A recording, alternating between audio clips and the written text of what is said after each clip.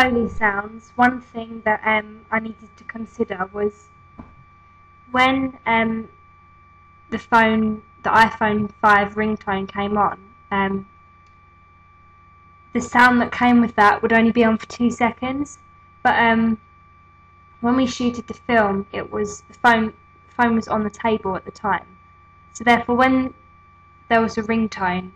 there would also have to be a vibration noise because the phone is still on the table. So therefore I had to use the first sound, which was the ringtone, which was this, and then I used the vibration noise, which is this. Obviously the sounds can't be like that, otherwise it's unrealistic, so what I had to do was merge the sounds together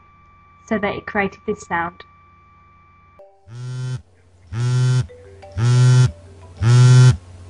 This is an example of how I resolved one of my problems, so that the film can be believable, as sounds are very important for the opening of the thriller.